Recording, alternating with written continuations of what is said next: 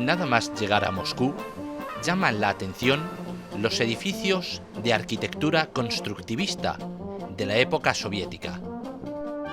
7 rascacielos semejantes, como el que alberga la universidad, jalonan la ciudad. Sin embargo, la historia de Moscú nos hace retroceder en el tiempo muchos años atrás. Nos encontramos a las puertas de la Plaza Roja de Moscú.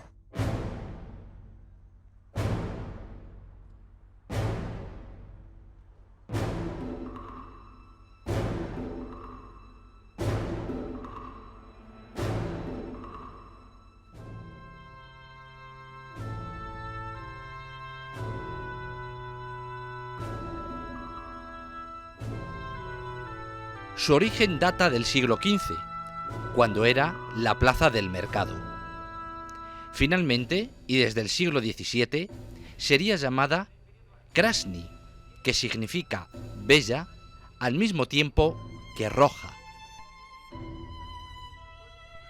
Esta enorme plaza fue el centro de la Moscú zarista, el corazón de la URSS, de los grandes e interminables desfiles de 1 de mayo, y sigue siendo el centro de poder de la Federación de Rusia.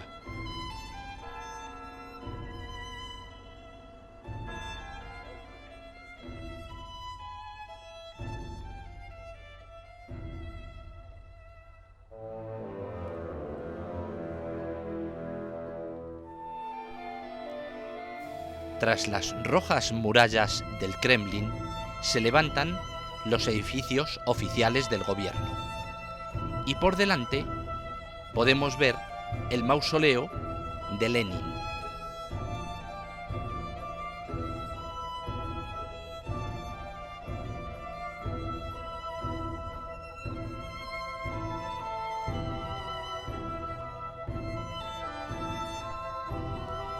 En el extremo sur de la Plaza Roja se levanta el monumento más fotografiado y visitado, la Catedral de San Basilio.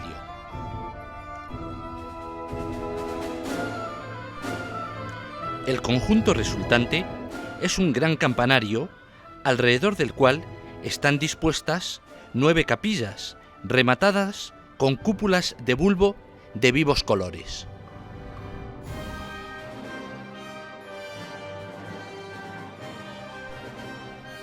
También se asoman a la Plaza Roja la Catedral de Kazán y la Capilla Iverskaya, centros de recogimiento y oración muy apreciados por los moscovitas. Sin embargo, los edificios que ahora admiramos son réplicas de los originales mandados destruir por Stalin.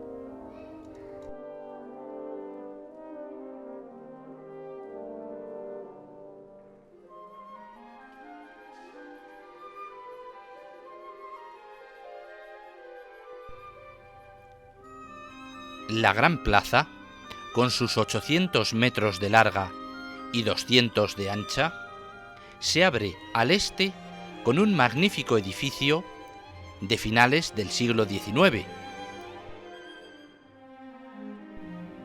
Su interior, de 3 grandes naves, ha sido siempre el lugar de cita y compras de los habitantes de Moscú.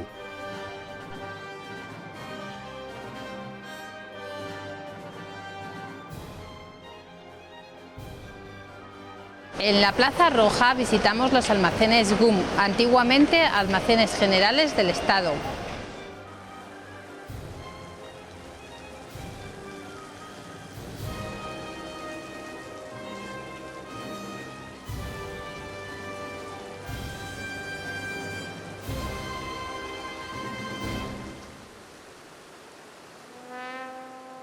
Su construcción en mármol, hierro y cristal le dota de una gran luminosidad, aprovechando al máximo el calor solar.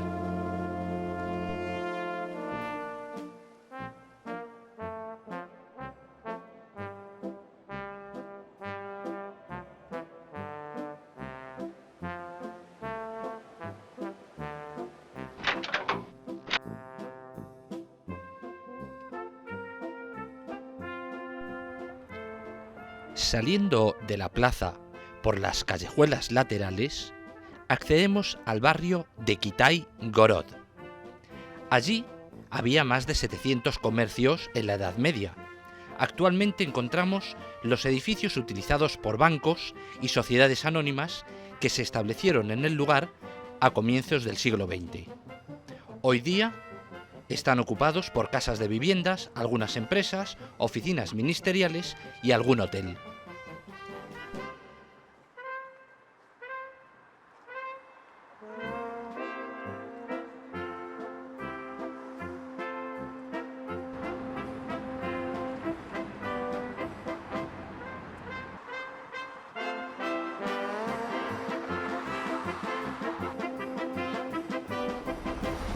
Cerca de la Plaza Roja, en la Plaza Lubianka, se encuentra el edificio de la antigua KGB.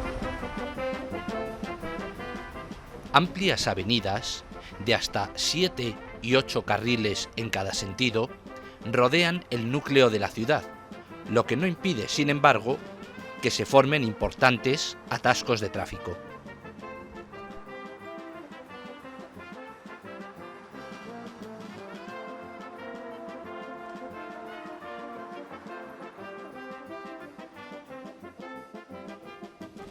Una de las visitas obligadas en Moscú es recorrer su famoso metro, considerado como los palacios del pueblo.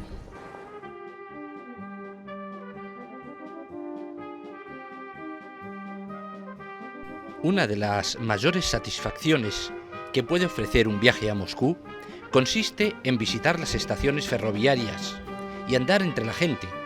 Sin darnos cuenta, percibiremos tanto lo que fue la URSS como la Rusia zarista.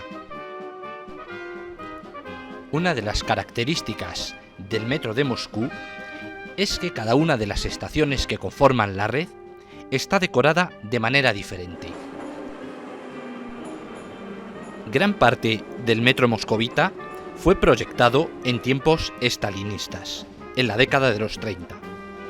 Las estaciones más vistosas tenían un significado, un simbolismo, para lo cual se aderezaron ricamente con materiales nobles, bronces, granitos, mármoles, pinturas, esculturas, etc.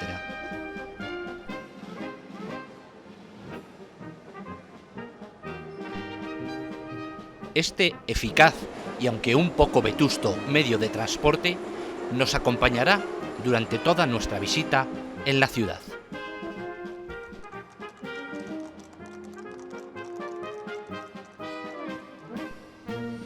A través de la torre Kutafia, una de las 20 que jalonan la muralla que rodea el Kremlin, se accede al interior de la fortaleza.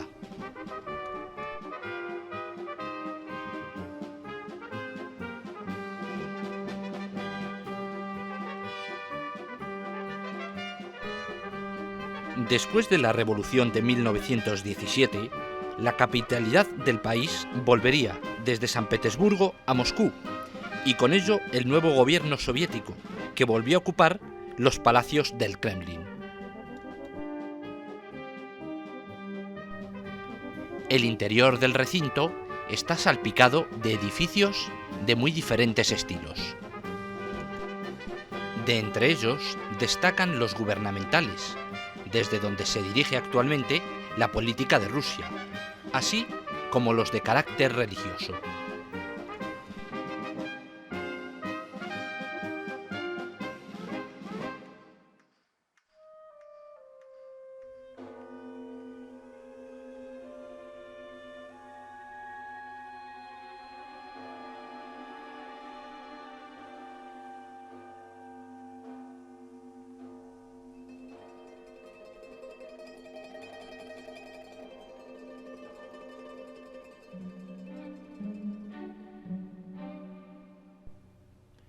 La conocida como Plaza de las Catedrales alberga 4 de los más importantes edificios religiosos de Moscú, entre ellos la Catedral de la Asunción.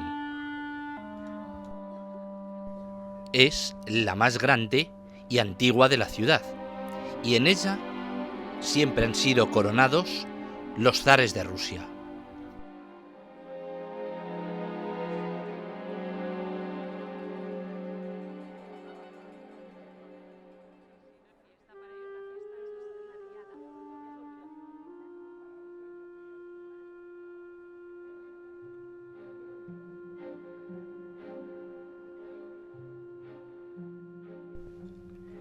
nuevamente descendemos al metro, donde vemos, como decían los dirigentes soviéticos, cómo el obrero disfruta del arte mientras va camino del trabajo.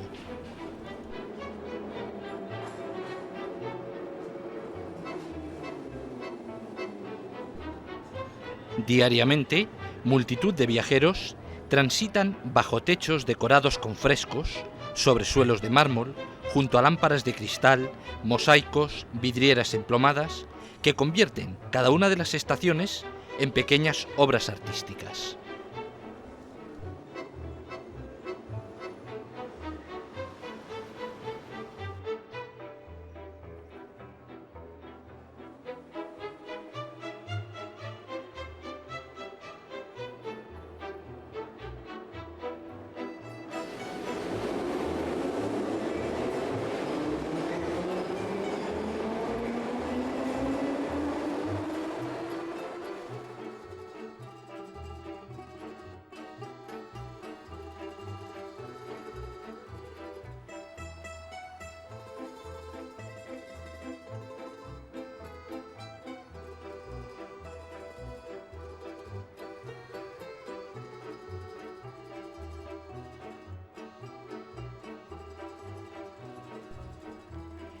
El importante edificio del Museo Pushkin de Artes Plásticas fue inaugurado en 1898 como museo de escultura de la ciudad.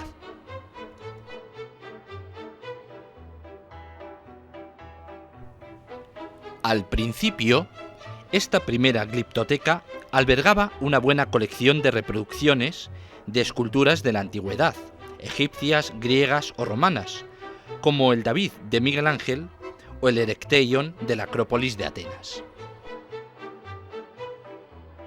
Su coexistencia con el Museo del Hermitage de San Petersburgo provocó los celos suficientes para potenciar un fastuoso y maravilloso museo en la capital.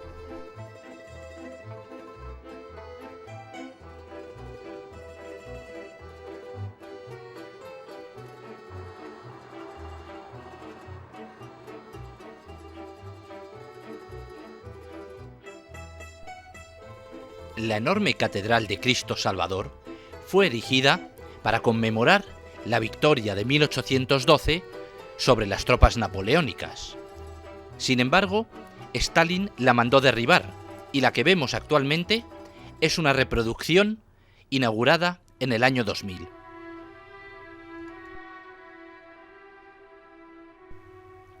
No muy lejos de allí, el monasterio de Novodevichy es el segundo conjunto arquitectónico en importancia de Moscú.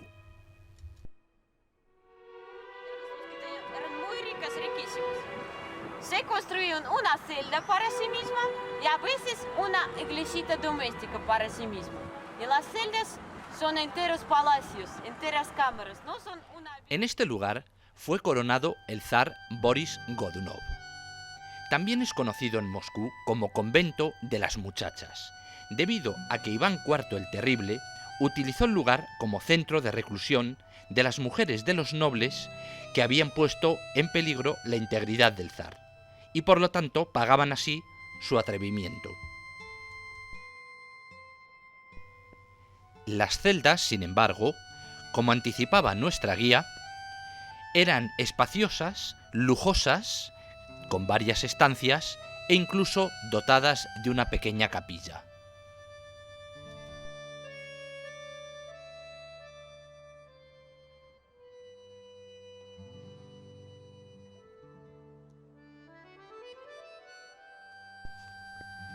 El bello conjunto que se levanta tras las murallas está formado por varias iglesias, rematadas por las tradicionales cúpulas de bulbo, donde abunda el pan de oro.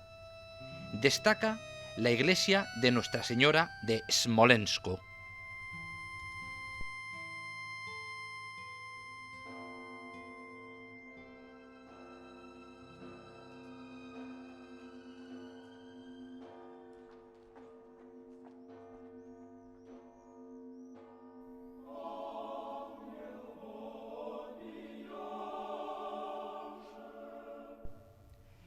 En su interior se conservan frescos de gran calidad, referidos a la vida de Santa Ana o a la reconquista de Smolensk.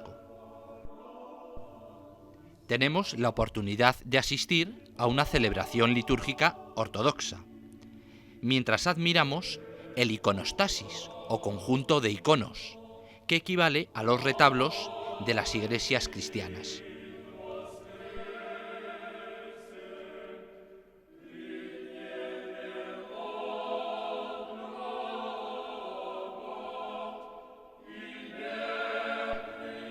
Rodeando el monasterio hay un pequeño lago, en cuyas orillas se inspiró Tchaikovsky para componer su afamado ballet El lago de los cisnes.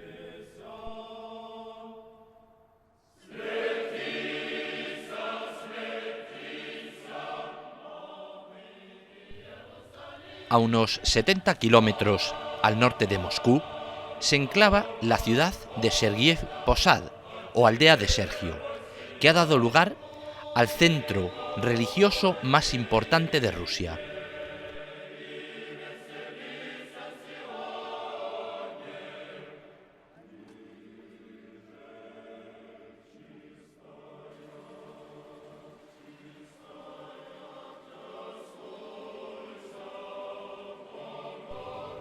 Su origen se remonta al siglo XIV, cuando el santo Sergio, en su retiro, se establece en una colina donde levanta una pequeña capilla.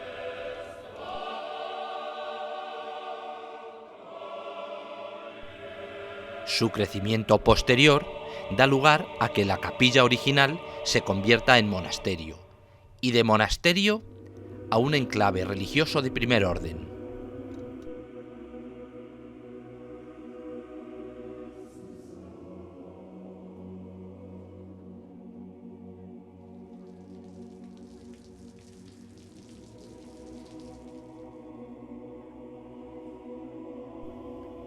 Actualmente el conjunto lo componen 2 catedrales, varios museos, un seminario y 7 iglesias.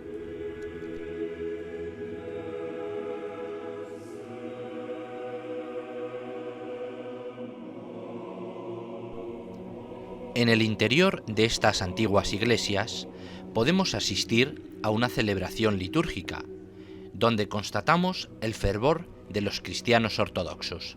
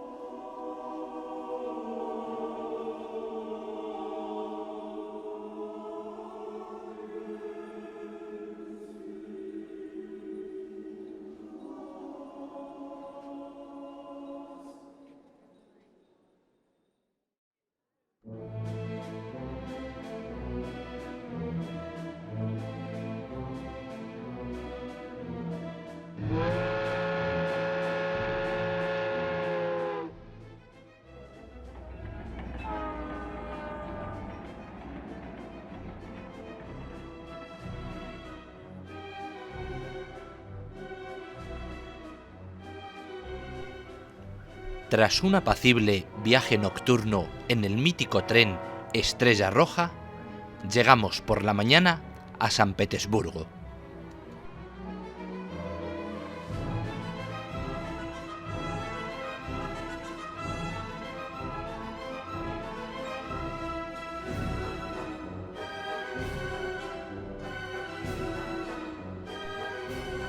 Ya desde los primeros momentos, la ciudad comienza a desvelarnos su aristocrático pasado. Nada mejor para tomar contacto con la que fuera capital rusa y sede de la corte zarista que dar un paseo en barco por los canales que forma el río Neva.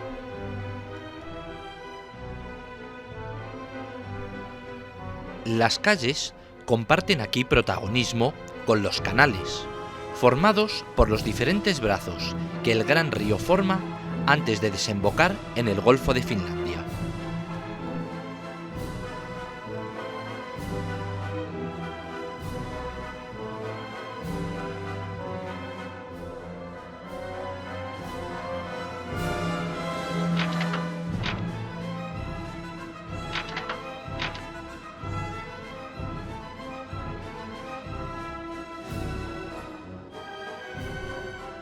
comenzamos ya desde estos primeros momentos a apreciar las maravillas arquitectónicas que nos tiene preparadas la ciudad.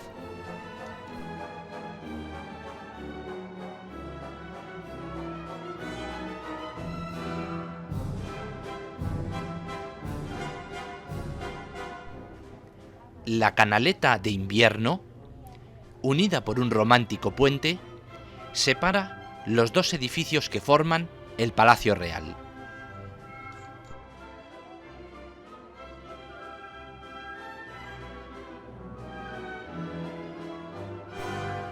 Este alberga en su interior al famosísimo Museo Hermitage. En la gran isla que forma el río Neva en el centro de la ciudad, se construyó una fortaleza defensiva, en cuyo interior está la Catedral de San Pedro y San Pablo.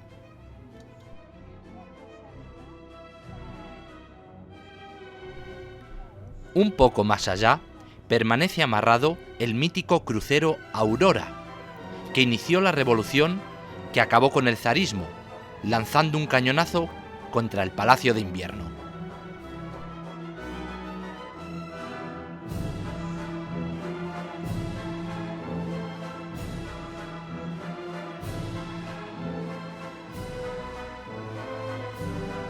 El centro de San Petersburgo es la plaza del Palacio de Invierno o Museo Hermitage. La ciudad fue fundada oficialmente en los primeros años del siglo XVIII, cuando el zar Pedro el Grande trasladó aquí la capital rusa.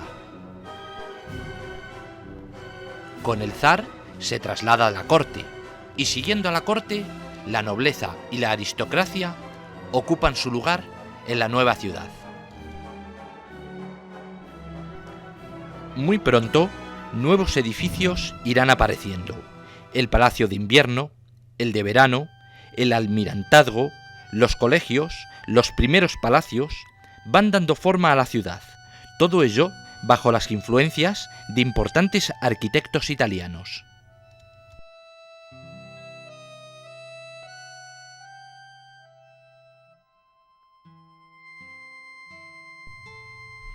Sin ninguna duda, el Palacio Real es el edificio más importante de la ciudad. Cuando Pedro el Grande mandó trasladar su residencia a este gran edificio, nunca pudo suponer que a la postre albergaría uno de los museos más importantes del mundo, el Museo Hermitage.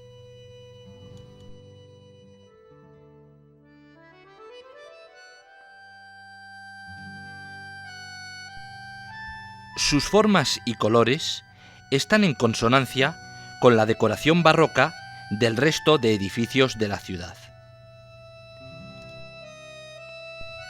En su interior se construyeron más de 1000 habitaciones, a las que se accedía por 117 escaleras.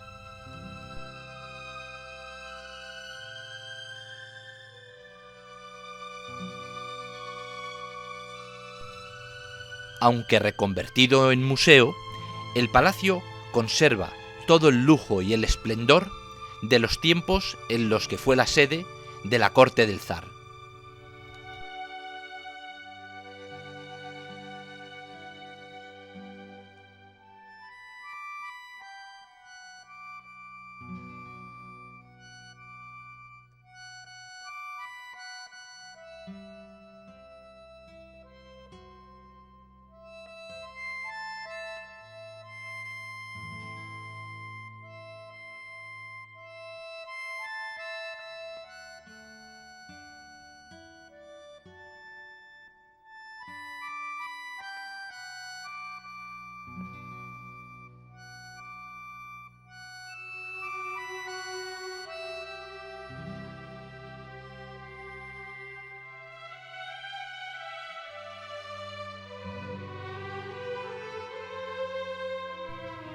Desde el interior, el pórtico de los Atlantes nos devuelve a las calles de la ciudad.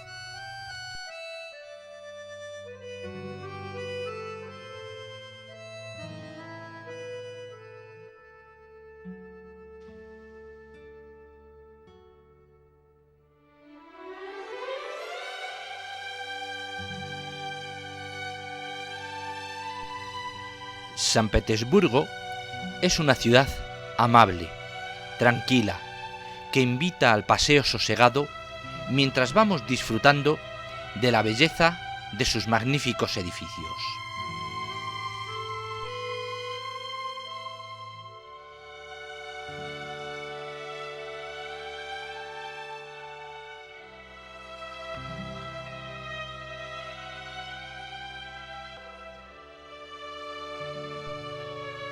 La Catedral de San Isaac destaca por sus impresionantes columnatas, inspiradas en los pórticos del Panteón de Roma y en San Pedro del Vaticano.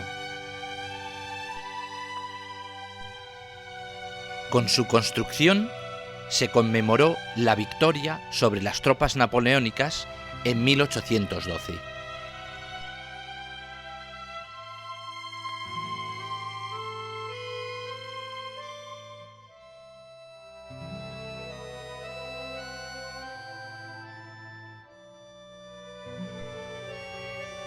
Un agradable paseo nos conduce desde la catedral a la plaza del Teatro Mariinsky.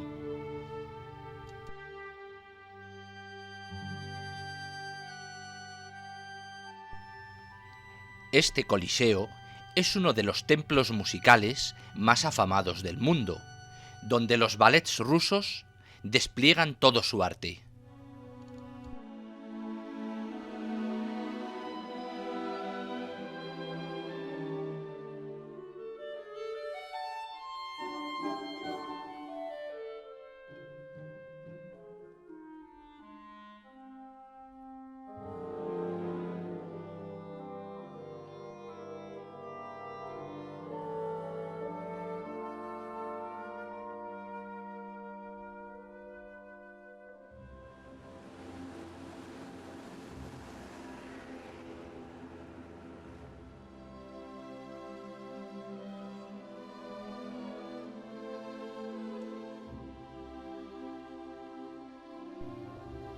La iglesia de El Salvador de la Sangre Derramada es uno de los edificios religiosos más conocidos de San Petersburgo.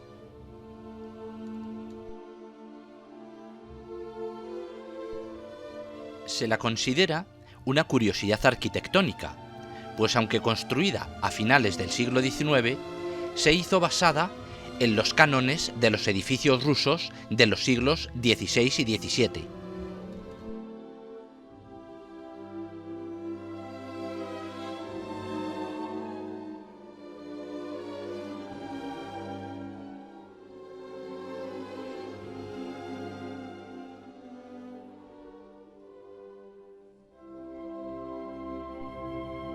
La Catedral de Nuestra Señora de Kazán, otra de las catedrales de la ciudad, quiere asemejarse a San Pedro del Vaticano.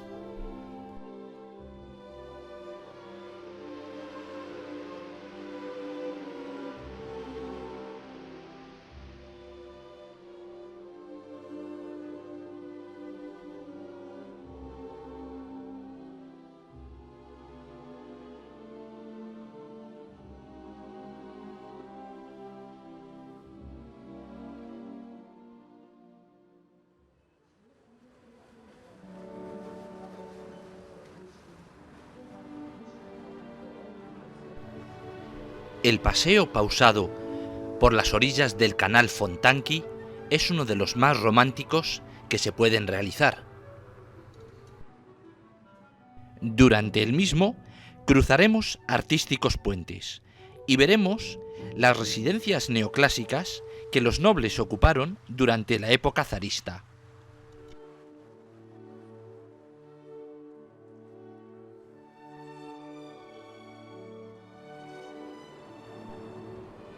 Prospekt Nevsky, o Avenida Nevsky, es la calle más famosa de la ciudad, que conecta la zona del Palacio de Invierno con el Monasterio Nevsky, y está salpicada de bellos edificios civiles y religiosos, ante los cuales los peterburgueses y los visitantes desfilan constantemente.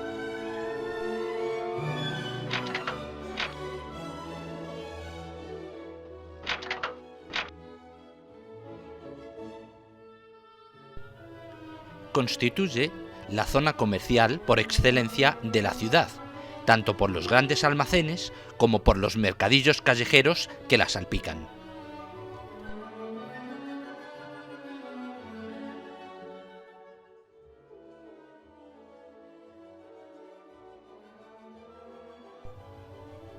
En esta época del año, las noches blancas nos permiten disfrutar de luz del día a las 11 de la noche.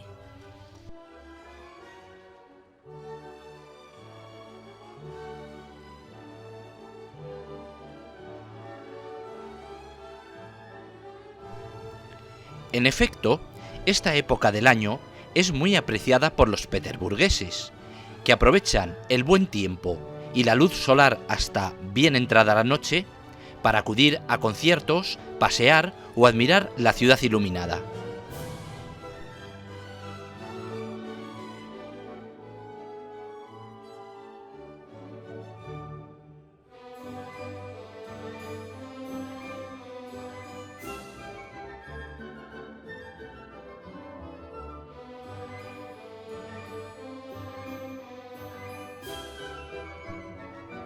Si maravillosa resulta la ciudad de San Petersburgo, no menos deslumbrantes son sus alrededores.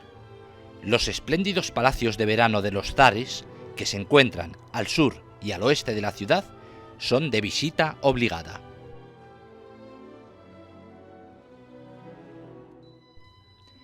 La zarina Catalina la Grande mandó construir a finales del siglo XVIII la última de las grandes residencias imperiales, rodeada de unos extensos jardines.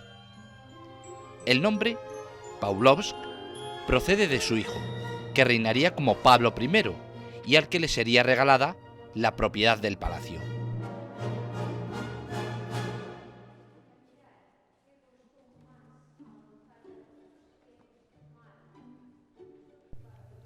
Sin embargo, el palacio que vemos hoy en día corresponde a la gran restauración que tuvo lugar después de la guerra, ya que las tropas alemanas destrozaron sistemáticamente todos los palacios rusos.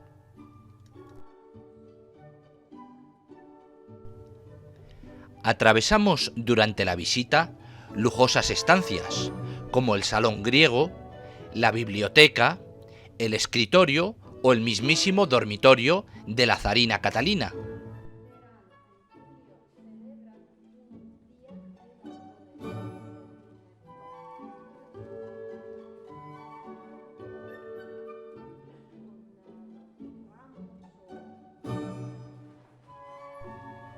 La galería de arte, en la que cuelgan cuadros de excelente calidad, da acceso a la sala del trono o gran comedor, que con sus 420 metros cuadrados es la más grande del palacio.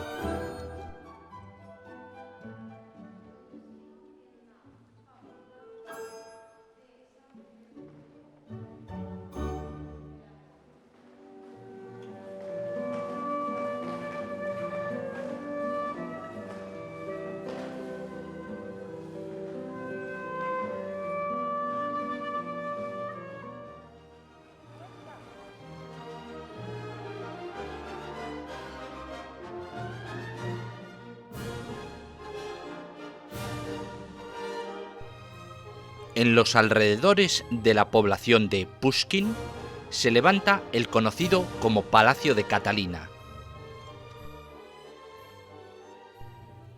El encargo dado a los arquitectos por la emperatriz fue el de levantar un palacio capaz de competir con el de Versalles. Se trata de un edificio barroco de más de 1 kilómetro de longitud que alterna el azul y el blanco entre muros, columnas, pilastras y atlantes. El resultado es un edificio grandioso y deslumbrante, destinado a impresionar a las delegaciones diplomáticas que eran recibidas por Catalina en este lugar.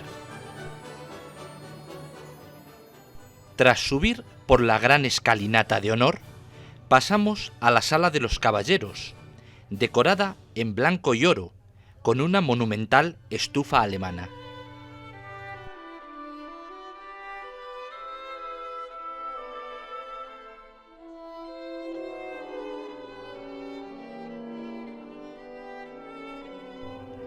Después de cruzar por un pequeño comedor, accedemos a la gran sala, adornada con espejos, candelabros, incrustaciones de oro que brillaban al resplandor del gran número de velas bajo las cuales se realizaban los grandes bailes.